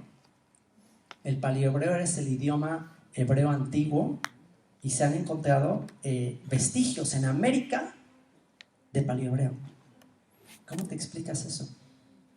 ¿Quién estuvo ahí? Pues otra vez, Estrecho de Bering, todos los que pasaron por ahí le dieron la vuelta y hay muchísima conexión. Hay literatura por ahí que habla acerca de la conexión de los aztecas, por ejemplo, con las tribus perdidas y muchos de los elementos incluso apóstatas, si tú quieres, porque las tribus de Israel se caracterizaron por su apostasía, se caracterizaron por rendir culto al sol y a los becerros de oro y a todas esas cosas y hacer cosas terribles. Y bueno, si analizas la religión y las civilizaciones prehispánicas, pues tienen muchas similitudes con las tribus de Israel en su apostasía. Y bueno, finalmente llega Cristóbal Colón. ¿Quién era este Cristóbal Colón? Existe la hipótesis, que yo no creo que sea hipótesis, de que Colón fuera judío, sustentada en su comportamiento coincidente con el de muchos judíos conversos que hacían lo posible para ocultar su origen. Se ha discutido si era genovés, portugués, catalán, gallego u otro. También su hijo se preocupó de esconder su ascendencia. Además de su aseveración de la redondez de la tierra, a pesar de que era una herejía para la Iglesia Católica, sustentada en estudios de antiguos griegos y en la palabra. Él extiende el norte sobre vacío, cuelga la tierra sobre nada. Job 26:7. Él está sentado sobre el círculo de la tierra, cuyos moradores son como langostas. Él extiende los cielos como una cortina, los despliega como una tienda para morar. Isaías 40:22. Y se presenta en la corte.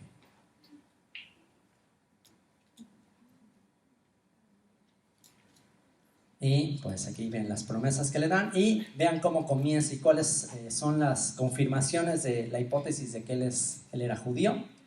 Colón comienza así su diario. Él tenía un diario y lo comienza así.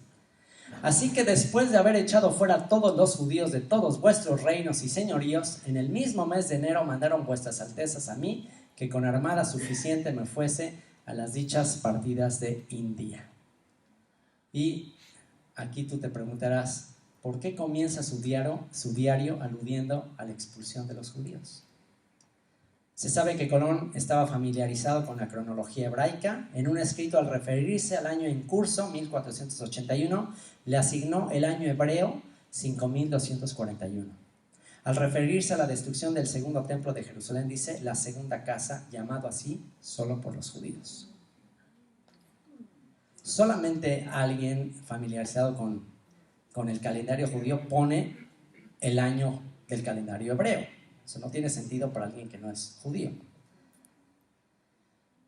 Y fíjense otra cosa que escribió en una carta: pónganme el nombre que quisieren, que al fin David, rey muy sabio, guardó ovejas y después fue hecho rey de Jerusalén.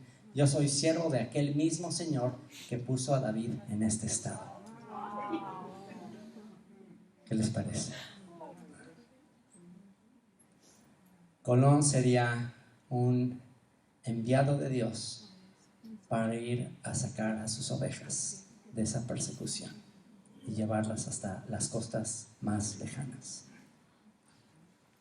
El viaje se prolongaba, no se veía aún tierra, y como la mar estuviese mansa y llana, murmuraba. Esto es otro escrito, fechada el 23 de septiembre de 1492. Fíjense lo que dice: el viaje se prolongaba, no se veía aún tierra, y como la mar estuviese mansa y llana, murmuraba la gente diciendo que pues ahí no había mar grande que nunca aventaría para volver a España. De pronto alzóse mucho la mar y sin viento, cosa que asombró y apaciguó a la vez a los marineros. Así que muy necesario me fue la mar alta, que no pereció, salvo el tiempo de los judíos cuando salieron de Egipto contra Moisés, que los sacaba del cautiverio. ¿Se dan cuenta de lo que escribía Cristóbal Colón? Y bueno, esa manera de referirse siempre con textos de la Escritura es manera típica de un judío de referirse a acontecimientos. Y comienza a cumplirse una profecía de Isaías 69. Si se reúnen las naves para mí con los navíos de Tarsis. ¿Qué dijimos de Tarsis? Vean lo que profetizó Isaías, 700 años antes de Cristo. Vean lo que profetizó Isaías. Si se reúnen las naves para mí con los navíos de Tarsis, a la cabeza para traer de lejos a tus hijos, con su oro y su plata, para el nombre del Señor tu Dios, para el Santo de Israel que te glorifica.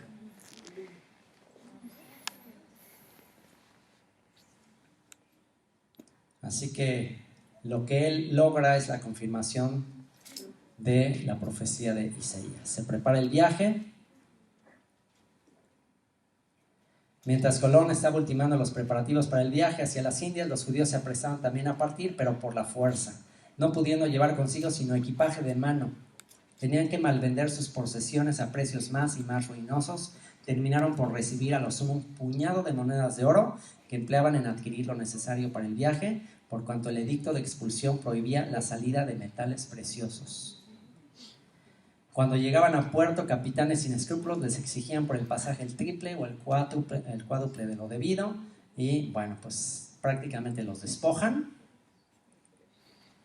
Y el 2 de agosto de 1492 cayó, según el calendario hebraico, ¿qué les parece? En el Tisha B'Av. El mismo día que fue destruido el primer templo, el mismo día que fue destruido el segundo templo, es el mismo día de la expulsión de España. ¿Será coincidencia?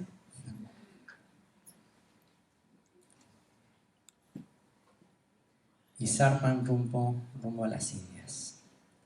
Se sabe obviamente de criptojudíos viajando con Colón, entre ellos Rodrigo de Triana, maestre Bernal, médico de la expedición, y Luis de Torres, intérprete que hablaba hebreo y árabe, lenguas que creían útiles en Oriente, su destino original.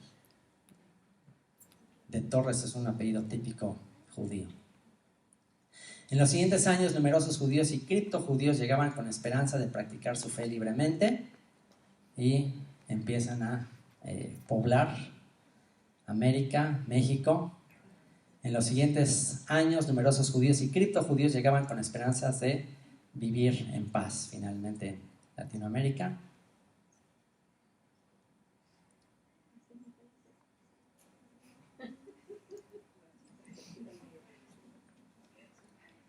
Pero ya desde el segundo viaje de Colón venían sacerdotes jesuitas y dominicos con el propósito de evangelizar, que ya sabemos qué es evangelizar. Eso fue más fuerte aún cuando se supo que no eran las Indias, sino un nuevo continente.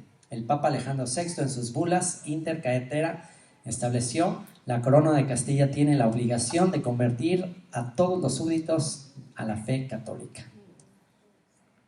Y bueno, pues empieza la Inquisición ahora en América.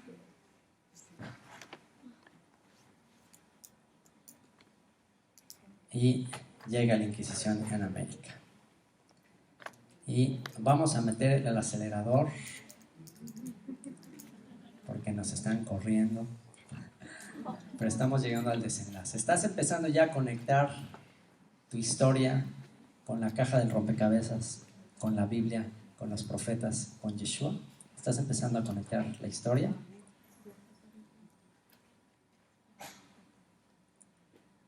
Bernal Díaz del Castillo describe varias ejecuciones de soldados en las fuerzas dirigidas por Hernán Cortés durante la conquista de México a causa del hecho de que eran judíos. El rey Felipe II, por real célula, el 25 de enero de 1569, crea los tribunales de la Inquisición en la Ciudad de México y en Lima, en Perú, a los que se enviaban los acusados de las diferentes colonias. En Cartagena de Indias se estableció en 1610 otro tribunal para aliviar la recargada responsabilidad de las dos anteriores. Estaba lleno de judíos el continente americano.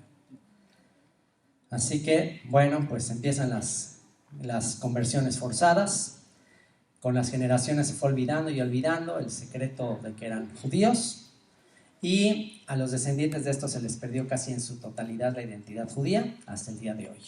Pero para prevenir el completo olvido de su origen judío, habían agregado a sus apellidos la primera y última letra de la palabra Eretz, la tierra de Israel, o sea, la terminación EZ, como por ejemplo Pérez, Sánchez, Rodríguez, Chávez, además de apellidos que recordaban la naturaleza, creación del Todopoderoso, como por ejemplo Montaño, también oficios a los que se dedicaban como zapatero o herrera de herrero. Hay muchísimos apellidos de origen sefardita en América, además de apellidos como Santa Cruz, que a veces les obligaba a adoptar después de la conversión forzada. Los judíos sefardíes que sobrevivieron y aseveraron prefieren utilizar la palabra hebrea anusim, que también se puede traducir como los forzados o los violados. Fueron violados espiritualmente. o Benei Anusim, los hijos de los forzados. Y ahí está una lista de apellidos que, bueno, ahí la pueden ver, una lista que te aseguro que en alguna encuentras a tu mamá, a tu abuelito, a ti, en alguna encuentras alguna conexión.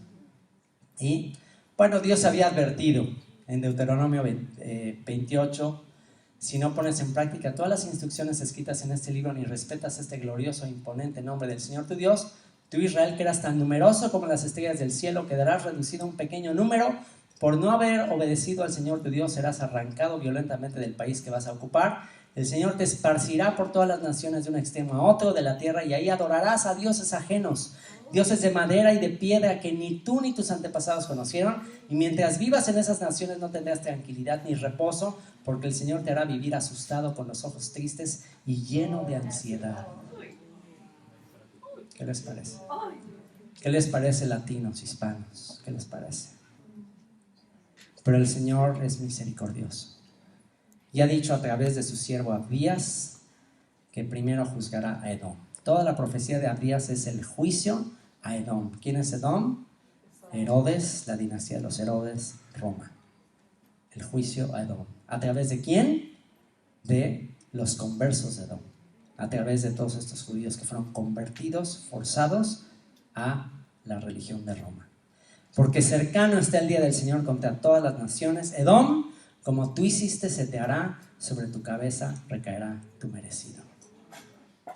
Los descendientes de Jacob serán fuego, y los de Joseph llama, pero la casa real de Esaú será estopa. Le pondrán fuego y la consumirán, de tal forma que no quedará sobreviviente entre los descendientes de Esaú. El Señor lo ha dicho. Dios dijo que siempre había guerra entre Amalek y los hijos de Israel. ¿Quién es Amalek? Descendientes de Edom. Así que, ¿quién es Edom o Esaú? Bueno, también es reconocido como Edom. Y durante las guerras de Judá contra Babilonia, Roma, los descendientes de Esaú traicionaron a Judá. Dios dijo que un descendiente de Esaú, llamado Amalek, siempre estaría en lucha contra Israel, aún hasta los últimos tiempos. En la historia judía tardía, el imperio romano llegó a ser identificado con Edom, específicamente con remanentes de Amalek, como aún designa actualmente a los países occidentales. Esto puede verse en los escritos rabínicos y farisaicos, tales como la Mishnah o el Talmud, en que las autoridades rabínicas y eruditos judíos de Babilonia y otros líderes del exilio utilizan el término edomita para referirse a Roma, el imperio bizantino, que es los cristianos de Roma. De manera paralela, el mundo islámico se le refiere como Ismael. Y bueno, pues viene en la profecía de Abdías la profecía de la restauración de Judá. Fíjense lo que dice: los del Negev poseerán el monte de Esaú, y los de la Cefela poseerán Filistea. Los israelitas poseerán los campos de Efraín y de Samaria, y los de Benjamín poseerán Galaad. Los exiliados, este ejército de israelitas que viven entre los cananeos, poseerán la tierra hasta Sarepta. Los desterrados de Jerusalén que viven en Sefarad poseerán las ciudades del Negev. El desierto de Israel actualmente, el 60% del territorio de Israel es el desierto del Negev. Y los libertadores subirán al monte de Sión para gobernar la región montañosa de Esaú, y el reino será del Señor. ¿Cuándo vendrá el reino del Señor? ¿Cuándo? Cuando los desterrados de Jerusalén que viven en Sefarad, pero ahora ya no están en Sefarad, ahora ya ¿dónde están? En Hispanoamérica. Y qué curioso que en Estados Unidos los que más se han multiplicado, igual que en Egipto, son los hispanos, ¿no les parece? Porque ¿qué está preparando Dios? Y qué curioso que donde más está gobernando Edom, la Iglesia Católica, es en Latinoamérica. ¿Pero qué hizo Dios ahí? Meter ahí, camuflajear a sus escogidos, caballo de Troya, para que en el momento que les revele este misterio, se bajen del caballo y en ese momento sea consumida Edom, Roma. ¿Cuándo se cumplirá esta profecía? Pues esta profecía ya comenzó. Si tú quieres esta profecía en tu vida, por lo menos, puedo comenzar el día de hoy. ¿Quién oyó jamás cosa así? ¿Quién presenció jamás tales sucesos? ¿Puede una tierra pasar por el parto en un solo día? ¿O nace una nación toda de una vez? Sin embargo, Sión estuvo de parto y de una vez dio a luz a sus hijos. Isaías 66:8 dice que en un día resurgirá la nación. 14 de mayo de 1948 comienza el resurgimiento de Judá.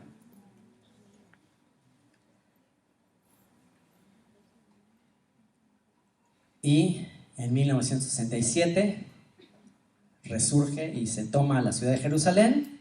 Y así como el hijo pródigo que perdió su identidad y estando sumergido en el lodo, en la inmundicia de los cerdos, un día reaccionó, entonces es el momento de escuchar la voz del Mesías.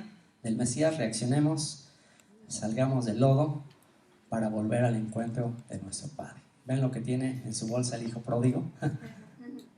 Todos los símbolos paganos de Roma los trae ahí. Y cuando regresa el hijo pródigo dice: ¿cuántos jornaleros hay en casa de mi padre que tienen abundancia de pan y yo aquí padezco de hambre? ¿Quién se ha sentido hambriento en el remanente de Roma? ¿Quién ha sentido que le hace falta volver a la casa del Padre? ¿Quién está aquí porque sabe que necesita regresar a su herencia? ¿Qué tienes que hacer para volver? Bueno, pues reconocer lo mismo que el hijo pródigo. Padre mío, he pecado contra el cielo y contra ti, ya no merezco llamarme tu hijo.